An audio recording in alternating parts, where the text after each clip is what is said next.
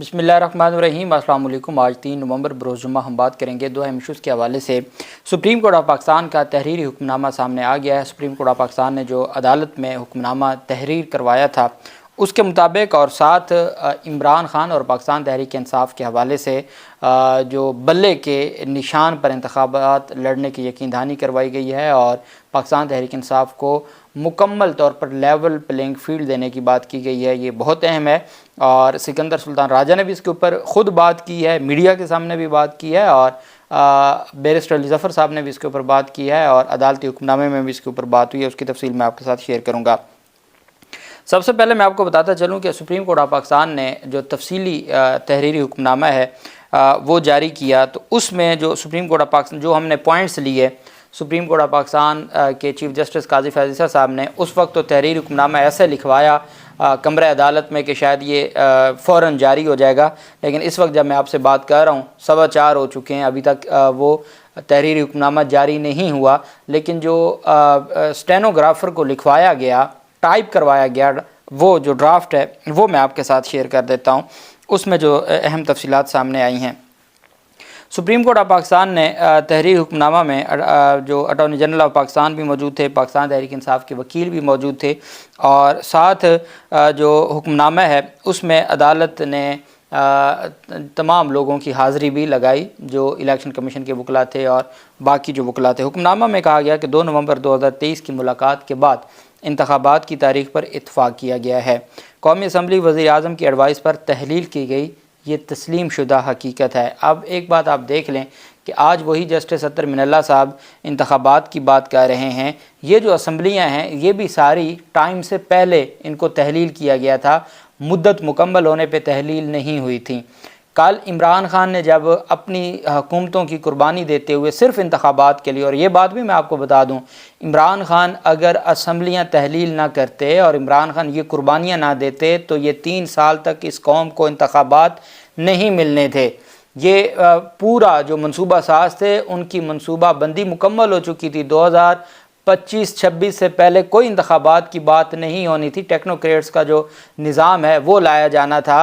ये इमरान खान थे जिन्होंने 1 साल, आपको याद होगा आज वो बदकिस्मत दिन है जब 2007 में इमरजेंसी नाफिज हुई थी और 2022 में जब इमरान खान पर कातिलाना हमला हुआ था और आज तक इमरान खान को इंसाफ नहीं मिला उस वज़ीराबाद हमला केस का। और इमरान खान ने 1 साल तो ये कुर्बानियों का हो गया और उससे पहले भी जो अप्रैल से वो कुर्बानियाँ देते आ रहे थे, उन्होंने अपनी जो असम्बलियों में नशिस्तें हैं वो छोड़ी, इस्तीफ़े दिए, हुकूमतें छोड़ी सिर्फ इस वजह से कि अगर वो हुकूमतों में बैठे रहते तो उन्होंने कभी असम्बलियाँ तहलील नहीं करनी थी और असम्बलियों की मुद्दत में तोसी। ये तो अब आप देखें सुप्रीम कोर्ट ऑफ पाकिस्तान ने माजी की बातें तो की जाती हैं कि जी 15 साल पहले आइन टूटा, 20 साल पहले आइन टूटा, फ़लाँ जो 1 साल पहले आइन टूटा, 1 साल जब ये फरवरी में इंतखाबात होंगे, 12 के 14 फरवरी को पंजाब असम्बली तहलील हुई थी और 8 फरवरी को अगर इंतखाबात होते हैं तो फिर 1 साल गैर आइनी सेटअप, निगरान सेटअप रहा है। तो अगर 5 साल गैर आइनी सेटअप रहा है और उस पर आज भी आप रिमार्क्स देते हैं, तो जो 1 साल ना आपने ज़ुबानी रिमार्क्स में को बात की है ना आपने रिटन अपने फ़ैसले में को बात की है, 1 साल इस गैनी क्या ये अब हम इंतज़ार करें कि जो आपके बाद 2, 4, 5 साल बाद जो माई लॉर्ड आएंगे तो वो अपने रिमार्क्स की जीनत बनाएंगे कि हाँ जी 4 साल पहले भी आइन टूटा था। चूँकि जब आइन तोड़ा जाता है उस वक्त यही अदालतें उसको लीगलाइज करती हैं और पिछले आइन टूटने की मिसालें देती हैं जो उस पर बात करती हैं, और जब उनके दौर में जो कुछ हो रहा होता है उसके ऊपर मट्टी पाव पॉलिसी का पर इन्हसार किया जाता है, जो मैं समझता हूँ कि इंतहाई अफसोसनाक है। और अब जब ये असम्बलियाँ टूटी तो ये भी वक्त से पहले, वो 2 दिन पहले टूटें या 6 महीने पहले टूटें, फिर अगर आपने कहना है कि असम्बलियाँ इस तरह तोड़ना जो आइन ने अख्तियार दिया है, अगर आप उसके हवाले से कहें कि जी नहीं असम्बलियाँ नहीं टूट सकती तो फिर तो ये भी नहीं टूट सकती थी, लेकिन यहाँ सारा कुछ ठीक है।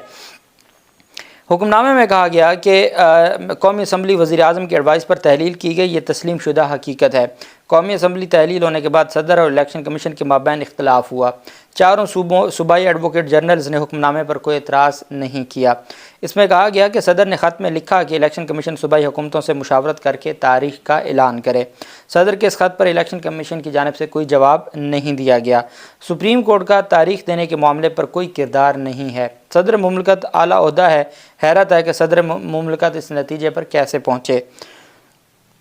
حکم کے مطابق تاریخ دینے کا معاملہ سپریم کورٹ یا کسی اور عدالت کا نہیں ہے۔ صدر مملکت کو اگر رائے چاہیے تھی سپریم کورٹ کی تو آرٹیکل 186 کے تحت رائے لے سکتے تھے۔ ہر آئینی آفس رکھنے والا اور ہر آئینی ادارہ بشمول الیکشن کمیشن اور صدر آئین کے پابند ہیں۔ حکم نامہ میں کہا گیا کہ سپریم کورٹ نے کہا کہ آئین کی خلاف ورزی کے سنگین نتائج ہوتے ہیں، آئین پر عمل داری اختیاری نہیں ہے۔ صدر مملکت اور الیکشن کمیشن کی وجہ سے غیر ضروری طور پر معاملہ سپریم کورٹ آیا۔ سپریم کورٹ آگاہ ہے، ہم صدر اور الیکشن کمیشن کے اختیارات میں مداخلت نہیں کر سکتے۔ اس میں کہا گیا کہ انتخابات کی تاریخ کا اعلان نہ کرنے پر پورا ملک تشویش کا شکار ہوا۔ یہ باتیں کی گئیں کہ ملک میں انتخابات کبھی نہیں ہوں گے۔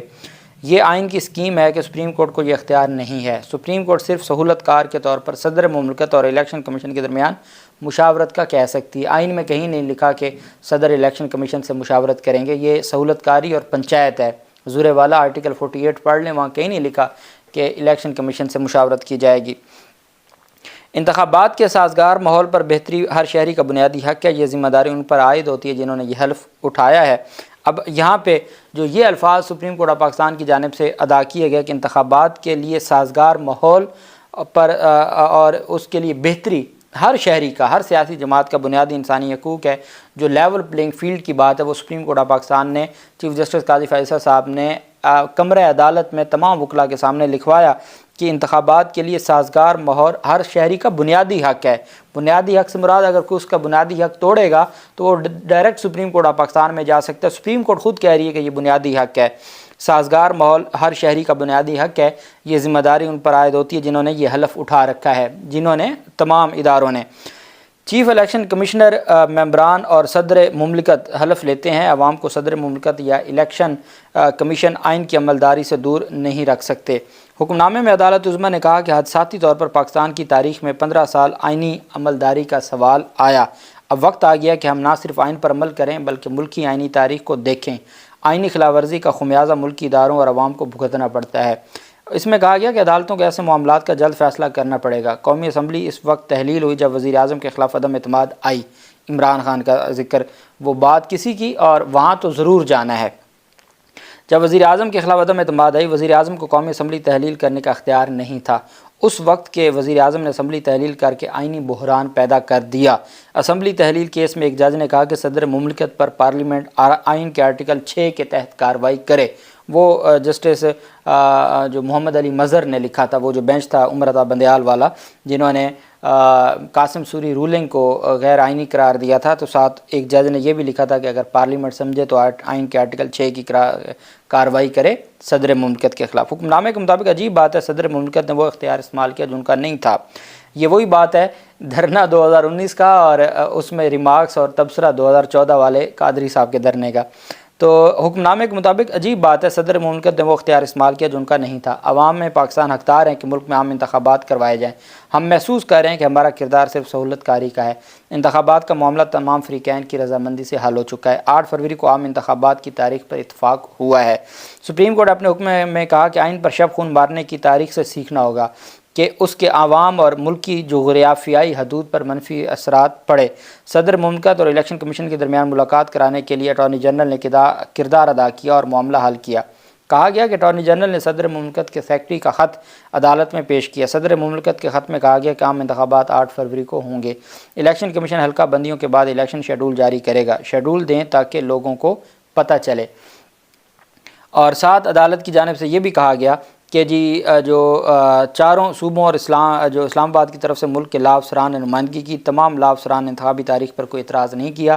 توقع ہے کہ تمام تیاریاں مکمل کر کے الیکشن کمیشن شیڈول جاری کرے گا۔ حکم نامے میں کہا گیا کہ اٹارنی جنرل نے بھی 8 فروری کو عام انتخابات کے انعقاد پر کوئی اعتراض نہیں کیا۔ صدر مملکت اور الیکشن کمیشن نے عام انتخابات کے لیے پورے ملک کی تاریخ دے دی ہے۔ وفاقی حکومت اور صوبائی حکومتوں نے اتفاق کیا کہ انتخابات کا انعقاد بغیر کسی خلل کے ہوگا۔ انتخابات انشاءاللہ 8 فروری کو ہوں گے۔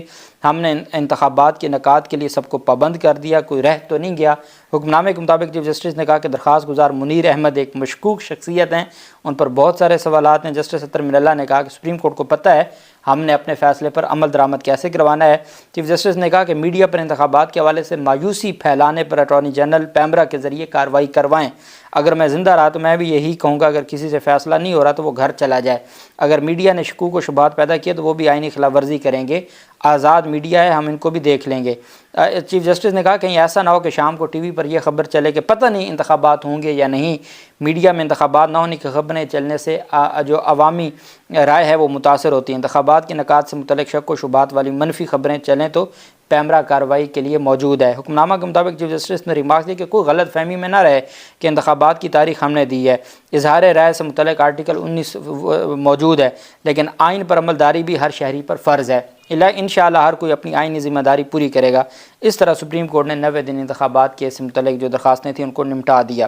اب ایک بات آپ ذہن میں رکھیں کہ سپریم کورٹ آف پاکستان نے ایک لفظ بھی نہیں کہا الیکشن کمیشن، نگران وفاقی حکومت جنہوں نے پہلے انتخابات نہیں کروائے اور یہ سارا جو 1 سال سے جو کچھ ہوتا رہا، چونکہ وہ عمر عطا بندیال کا تو فیصلہ ہی نہیں تھا نا، قاضی فیض عیسیٰ اس کو عدالت کا فیصلہ ہی نہیں مانتے، بات ہی ختم، 1 سال گزر گیا، خیر ہے اس پہ مٹی ڈالو۔